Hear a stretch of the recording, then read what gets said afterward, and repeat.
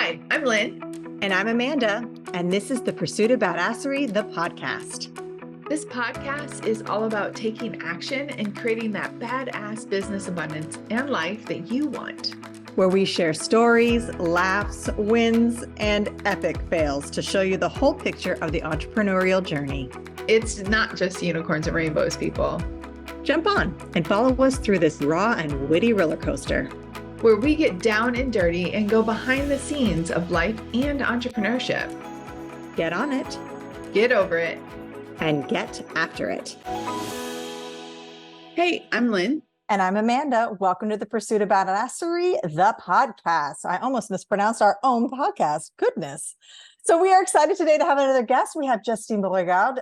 She has been a sales coach and trainer since 2008, helping hundreds of small businesses and entrepreneurs increase their income by up to 2,300%. That's 2,300%. And have fun while doing it. Justine, welcome to the show. Thank you so much for having me. It's great to be here. Yes. Tell us how you got started. Well, do you want the story from when I was 4 years old? No, I'm just kidding. Yes. It's funny because I've been a lifelong entrepreneur. I started out really young. I was 5 or 6 years old, running puppet shows in my backyard, hustling friendship bracelets on the playground, like all the things, entrepreneurship. And I sort of got out of it for a little while because I grew up with a single mom. And the goal was just make enough money to support yourself. And the easiest way to do that is to work for someone else. And so I kind of got it in my head that that was a true story. And I pursued corporate kind of gigs for a while. I worked for a lot of male-dominated companies in the tech space and all of these different kind of avenues that didn't really feel quite right. So I ended up moving out of that into publishing because I thought every woman in her late 20s wants to work in publishing. It sounds very romantic and fun and all the things. It wasn't that romantic and fun. And so I ended up transitioning then into startup life again for a little bit, still didn't love it. Then went into nonprofit thinking if I can make an impact and do something for the good of the people instead of for the bottom line of someone's, pantsuit, then I'll feel better. And it still didn't quite click. And I thought, all right, I've always wanted to be a business owner. I'm just going to start when I am in my 50s and I'm going to semi-retire. And I had this whole big plan and I was sharing my vision with all these people. And I got pregnant with my first baby. And my husband was like, what do you want to do? Do you want to keep working at this nonprofit or do you want to stay home with our child? And I thought, I'm the breadwinner. How are we going to make this work? And so we ran the numbers. We came up with a budget and he was like, you don't have to make that much. And we did the math. It was like, I don't know, 20, 25,000 a year that I would need to bring in. And I was like, I could do that. No problem. First 3 months, $0. Started to panic, was postpartum, hormonal, all the things that happen when you have kids. And I hired a business coach. And that is when I realized that I knew a lot about a lot, but I didn't know how to run a business and I didn't know how to promote myself, even though I could help other people do it, and started learning the skills and kind of leveraging some of the things that I had done for other people, for myself, but getting mentors to help me, buying courses, different things that were going to help me get where I wanted to go. And I started recognizing that a lot of my clients, instead of wanting me to do the work, they wanted to understand how I was doing it and what I was thinking about it. And that's when I transitioned from a consultant to a coach and a trainer. So I really kind of became an entrepreneur on purpose and by accident and, all the things. And as I've kind of gone through this journey and I've had my company for almost 10 years now, it's really evolved from a consulting agency when I first began, making no money, working 80 hours a week, postpartum with a baby, to now I have 2 grown kids and, they're in school full time and my business has totally evolved and shifted. And I just welcome that. It's just all those experiences kind of brought me to where I am today. And I'm sure there'll be multiple versions of where I go from here, but that's sort of the story of how it all came to be. Love it. Actually, when you were talking about the young you, I can remember when my kids were like 4 and 5, and I would come home, they'd be at my mom's. I'd come home to my mom's to pick them up, and because she lived right on the edge where there were a bunch of businesses, and she was kind of like the out, right? And they Yeah. had a little rock stand, and they were always selling rocks to the people, and they would stop and buy rocks I that they love that. picked up out of my mom's like driveway. And I was like, little entrepreneur self. So I love that.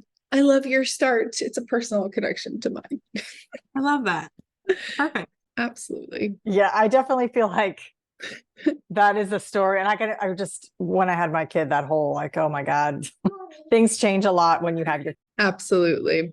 So I know you talk about, I love your story, and I love how you have these little parts and these little aha moments that just kind of say, this isn't right for me, or this is, I'm designing more of my life that I deserve, that I want. Hello, the pursuit of badasserie. And Yeah. so you actually dug into really learning about how to bring in the business, how to create traffic, leads, and income streams. So tell us a little bit about that, because that's what you help clients do now, is really those that are struggling with the traffic, the leads, and money. You really help coach them around this. Yeah. I mean, and it's shifted and evolved even beyond that. It's funny because I know a lot about a lot, and I've grown up kind of being a generalist in a lot of ways. And I appreciate that part because there's so much, I was talking to someone this morning about how I've sort of evolved. Like I went to med school, like as a hypothetical, right? I went to med school. I learned how to triage all the problems. Then I found the cardio floor and I was like, oh my God, I love doing open heart surgery. It's like the most fun thing ever. I really enjoy it. So now I'm sort of on the cardiac floor. And even though I know how to diagnose the flu, I don't really spend a lot of time there. So while I say I can help people with lead gen and traffic gen and all those things, I really don't do that as much anymore. I leave that to the general marketers and people who are great at setting up funnels and doing all of those things beautifully well, because my business is so streamlined. I don't need a lot of leads. I don't need a lot of traffic. I have 3,000 followers on Instagram, and it's easy for me to create 6 figures a year. So with the people that I have meeting, and I tell this to my clients a lot too, like in the beginning, you need heavy sales activity. You need heavier marketing activity because you're trying and testing different pathways to get where you want to go. Where I am now in my business, I meet 5 people, I close all 5 of them. And I close them within 20 to 30 minutes. Like it doesn't take me long to hit my sales goals because I'm an expert at sales. So I really focus on triaging that sales process, those sales opportunities, and the marketing and the lead gen side. I often challenge people about it. I'll say like, are you sure you need 10,000 followers on Instagram to hit your goals? Because that probably means your sales content isn't as strong as it could be.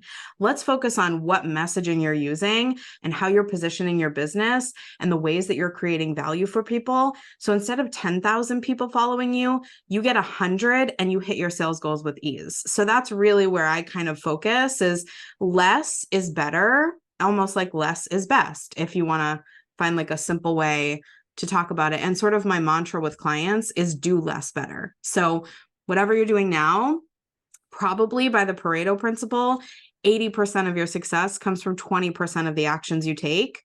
So stop doing the 80% of stuff that has no impact and focus on the 20. And if you focus on the 20, you can take your time back from those 80% of things that don't have direct impact, or you can choose to do the same things you're doing now and just accept that level of effort for what you're getting back. Or you could amplify the 20% to 40% and continue to do some of the things from the 80% bucket. So it's really just about, it's almost like Simon Sinek talks about the infinite game. Business is a game, and you get to figure out like, where do I want to put my dollars? Where do I want to invest my energy? If you're playing Monopoly, it's where do I want to place my hotels? Because those are my big ticket things. Then I might want to build a house over here, or I might want to sell this property over here. But I'm being really strategic about how I'm looking at the whole board. 100%. The strategy is everything, because there is so much that I was actually just talking to a client about it today, that you spend so much time doing the things that you think you're supposed to do when those things aren't bringing any dollars in. And so Right. like, oh, I need to do this. I need to do this. I need to like go buy some schnazzy thing to make my space better. And like that's not bringing you any revenue. That's just bringing you stress and uncertainty. And you don't need 10 million followers. You need 10 good ones who are going to open their pocketbooks and really benefit from your product or your service. So it's all about your perspective, and it's all about utilizing those strategies and picking and choosing how you are spending your time and your money and your energy, and build a business that works for you.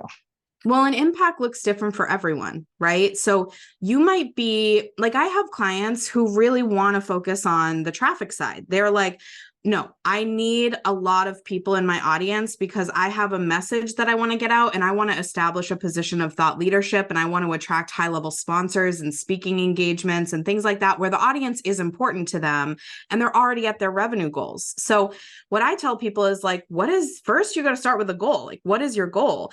If you're not hitting your income numbers, and you're posting on TikTok for 3 hours a day because you think that's going to generate your income, but it's not monetized, then you have two choices. You can either get off of TikTok and try a place that might suit you better, that's actually going to get you results, or learn how to become an expert at TikTok in those 3 hours instead of just posting and doing the same things over and over again on TikTok, because clearly what you're doing isn't working, right? And so it's not always about the income generating activities, which I know a lot of people are focused on, but sometimes for a lot of moms that I work with, it's about scaling back on time.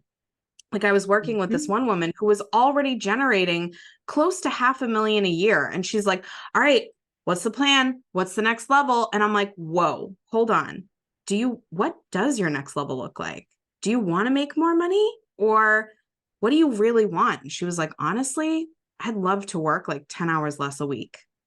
And I'm like, okay, then that's the goal, right? So now we can reverse engineer the steps that are going to get you to that goal, whether it's outsourcing or automating or figuring out ways to serve your clients better. Sometimes it's increasing pricing. Sometimes it's introducing group programs so you can work in the same amount of time, but with serving more people. There's so much that you can play with, but until you know that end result, it's like getting in the car and being like, well, just going to drive around and see where we get. Like, you're going to waste a lot of gas, right? Versus putting something into the GPS and going from point A to point B and kind of mapping out how you're going to get there. You're speaking our love language. Absolutely. And there's a couple of points in there that I really want our audience to hear is like, obviously have a goal. We're big goal people. We're actually content contributors for many organizations. So we do a lot of goal strategy things with not just our clients, but also with others. But having that goal, understanding what you called it something else, but essentially your end result or your success or what your need is at that point.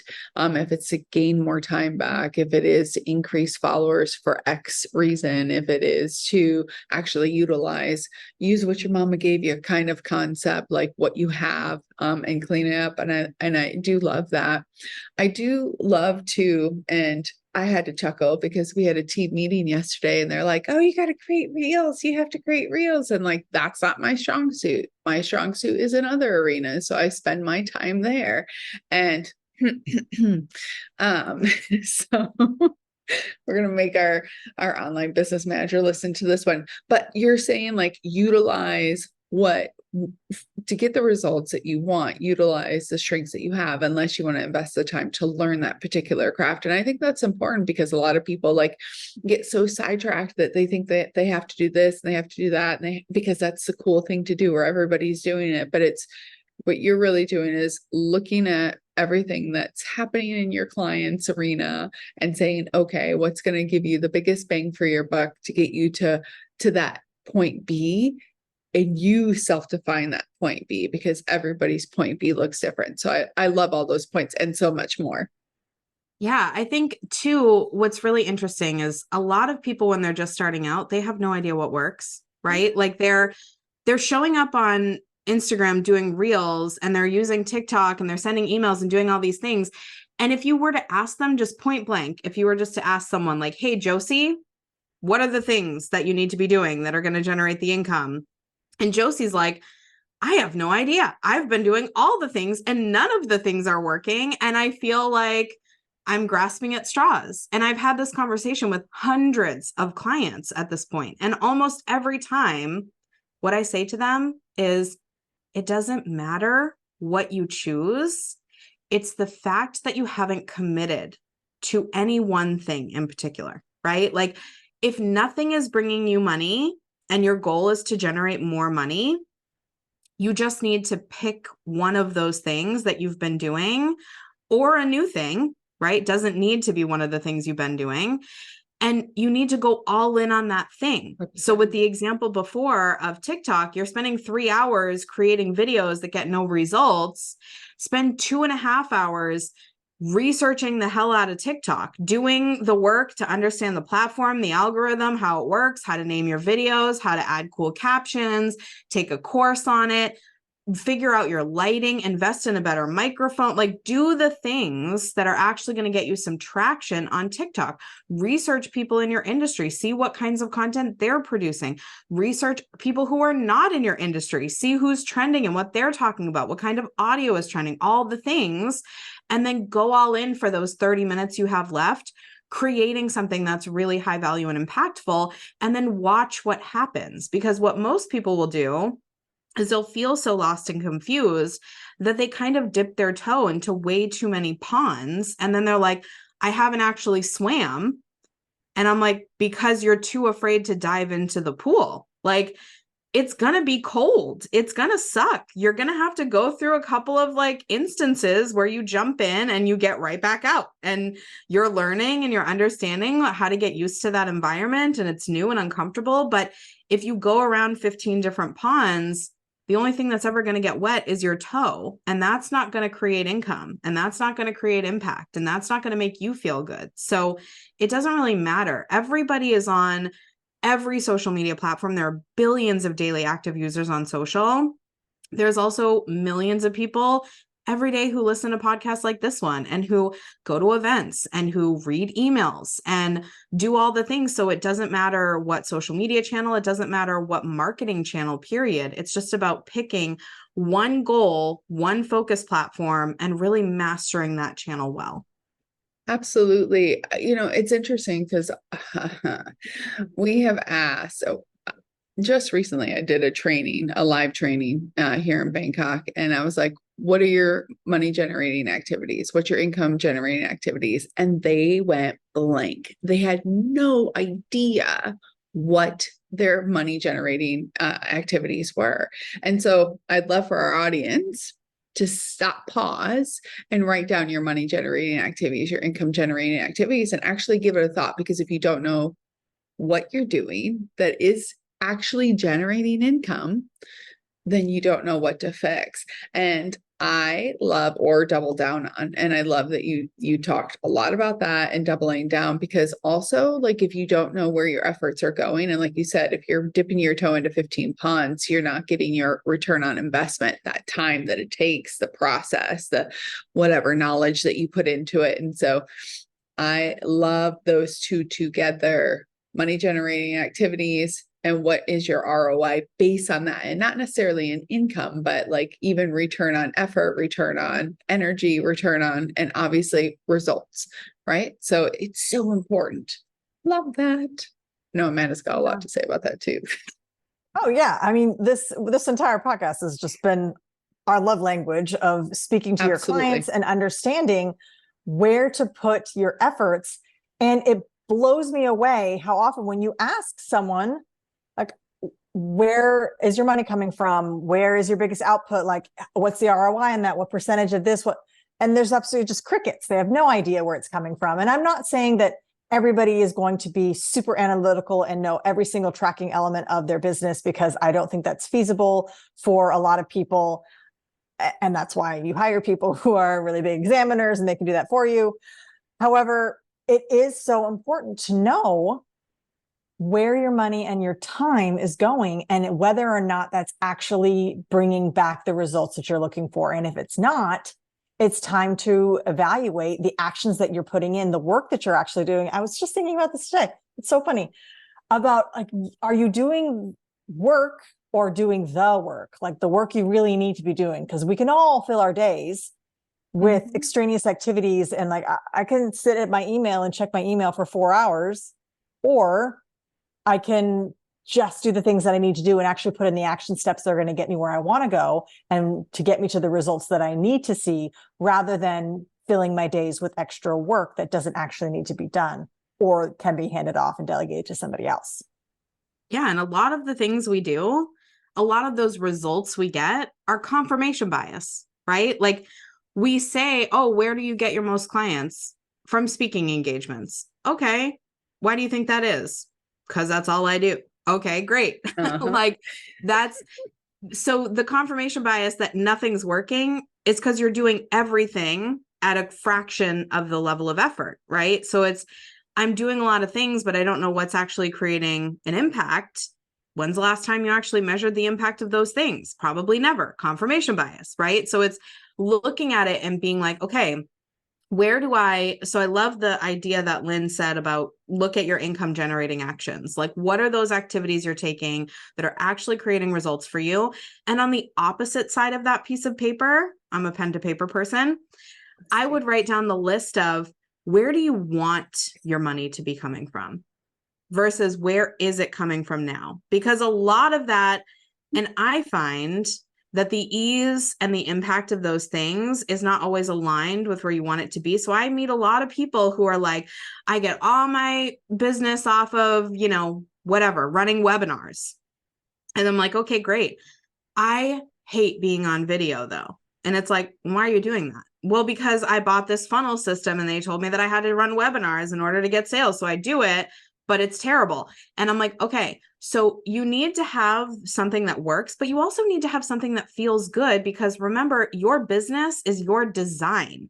So if you are making your own life miserable, you've done something wrong. And I don't often tell my clients that they're doing the wrong things, because I don't believe that there's really a right or a wrong. I think there's things that are problematic and there's things that you need to fix, but I don't know that it's necessarily the right way or the wrong way. But it is wrong when it's wrong for you. And when you know and you feel it, like every day when I show up, it's like, I got to gear myself up for this webinar. I'm going to do it because I know it's going to bring in money, but it's going to be terrible. And then I'm going to treat myself to margaritas and tacos and I'm going to feel fine about myself.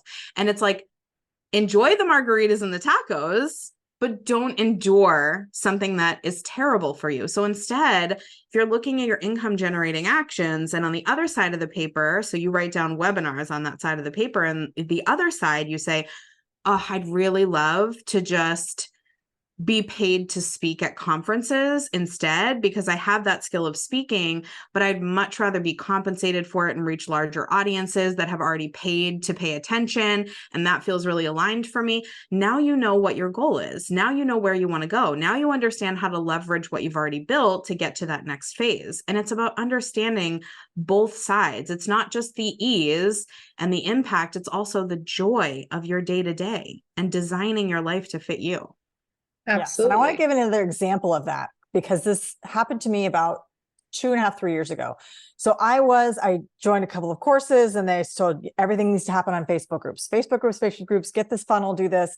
And I did it and it worked. And I was sitting in these Facebook world that I hated. And every time I had to get on it, I absolutely hated it. And it worked, but it didn't really work the way I thought it was supposed to work, because it did bring me people and I was getting consult calls and everything was working, but those weren't qualified people.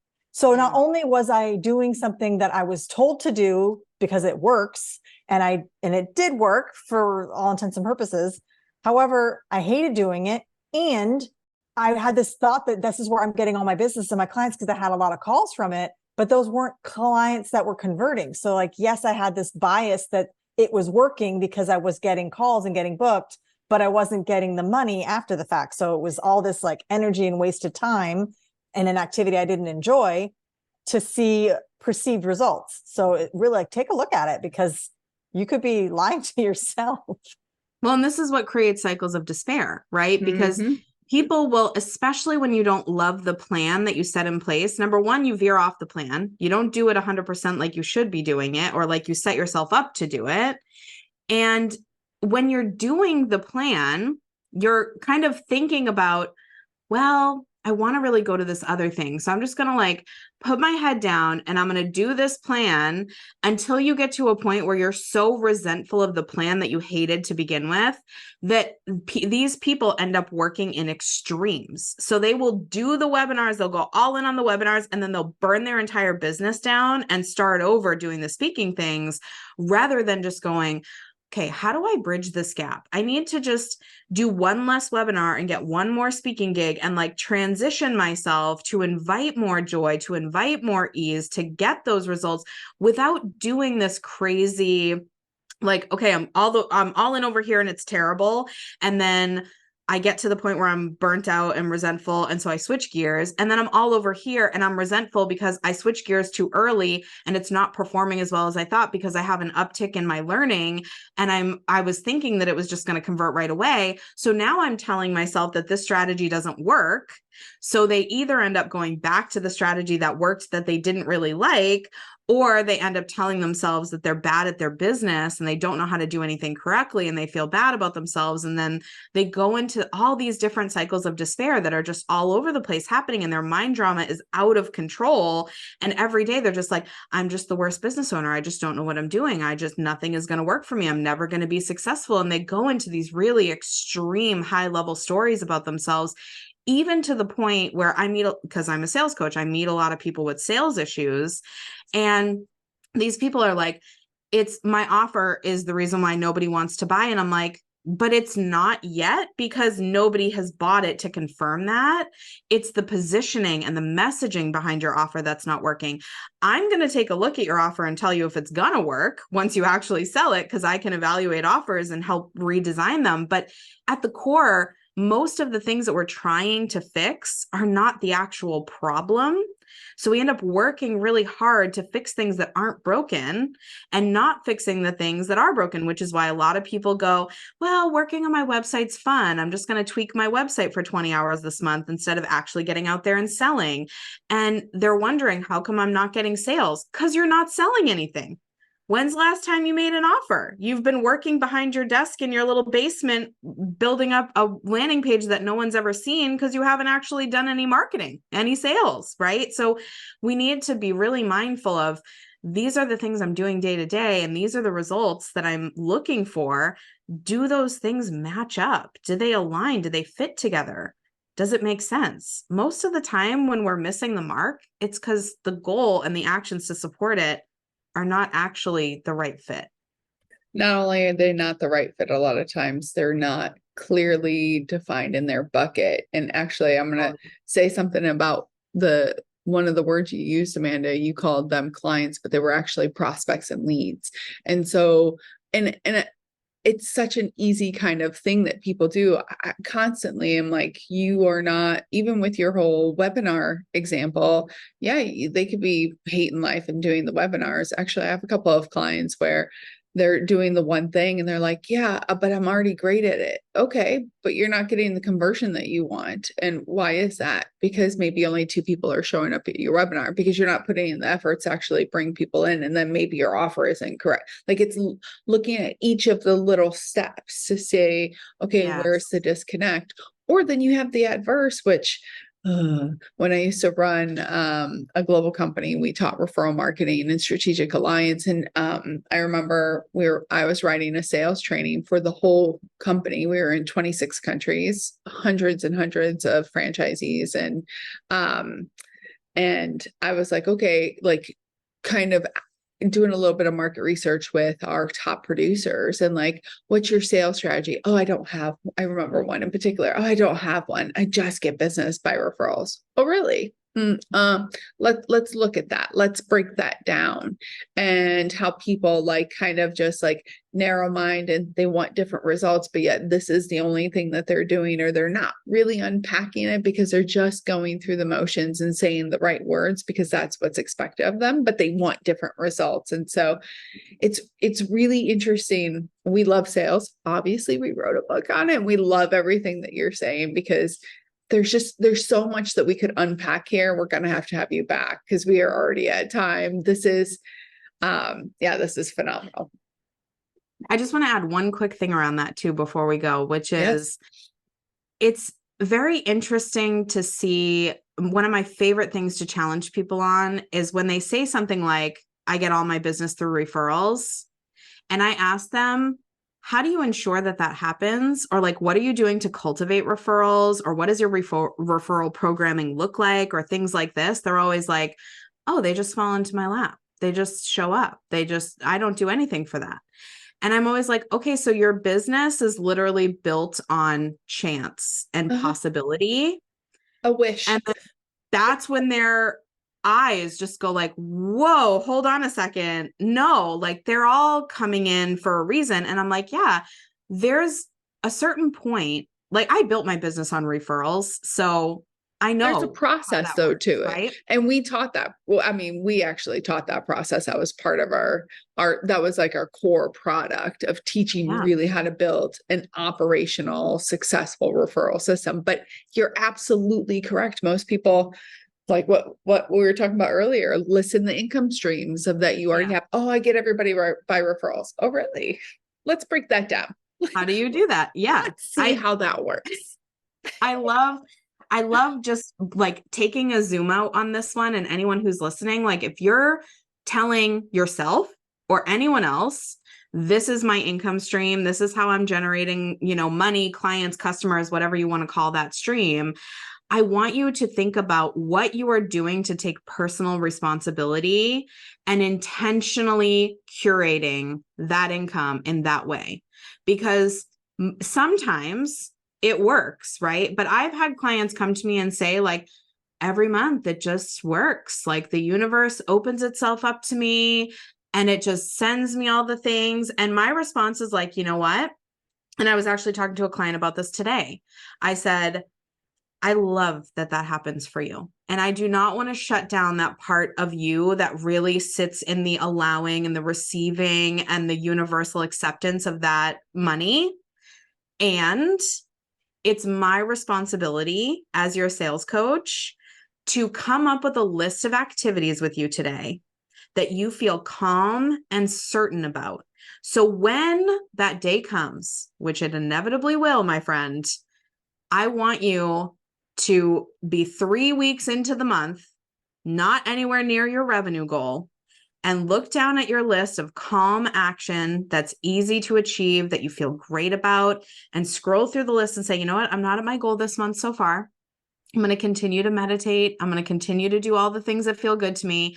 And I'm going to do this item on the checklist that Justine gave me because I know that that's going to create results for me. And that's like your backup plan. So you don't have to give up the spiritual woo side if that's the kind of business you want to run. I love that for you. And I hope every month you never have to use the checklist, but it's like an insurance policy, right? We don't want to have to use it, but we sure want to have it than not have it. Because if you get 3 weeks into the month and you're not at your goals, you need something that feels intentional and doable and exciting for you that you can lean on. And so anything that you're telling yourself or other people that this is how I generate income, make sure you have that intentional list of curated actions that are going to get you to that result. And if you don't have it, today's the day. Take 20 minutes, sit down, make your checklist. And if you don't know how to do that on your own, hire somebody to help you because it will change your life. Mm-hmm. Absolutely. So how can people find you, Justine? Yeah, so I have a podcast called People Over Profit, and I give tips about lead gen marketing, all the things that I don't really work on with clients as much. And then I do talk about sales, some of the mindset pieces of running a successful 6-figure business, those types of things. So if anyone's interested in podcasts, which I would hope they would be if they're here listening to this, We hope so. Then check out People Over Profit. And I also have a magazine called People Driven Business, and all of these things you can find on my website, which is my name, JustineBeauregard.com. Yes, fantastic. And of course, all of that information is in our show notes. So if you're listening on a different platform, if you head back to the Pursuit of Badasserie, that's spelled with an IE at the end, .com/podcast, you will find all of the information there with Justine's contacts. So we're super excited to have you. This was super fun. Thank you so much. Great to be here. Yeah, I love this podcast, especially because there's actually action steps woven throughout this one that we are like, look at your money producing income streams, right? Oh man. And it's not it's not money producing if it's not producing money. So just be aware of that. Like, people are going to get shooketh if they actually apply what you talked about today. Like, I'm loving this. I'm fired up at 5 a.m. Anyway, Justine, thank you so much for coming. And for those of you listening, watching, make sure that you like, subscribe, and share. Tag somebody in the comments on our social media feeds if you're listening to it on our social media that need to hear this, that actually need to really take a look at their sales process, their money producing activities, and so much more with Justine. Thank you, thank you, thank you. Thank you so much. All right, everybody, you have your action steps, you have the plan. Now it's time to put it into action and get after it. All right, everyone, it's not enough to just listen. Now you've got to put it into action. We are so excited to see what you do next. If you enjoyed our show, please leave us a review on iTunes. And to find out more about what we're doing, visit us at thepursuitofbadasserie.com.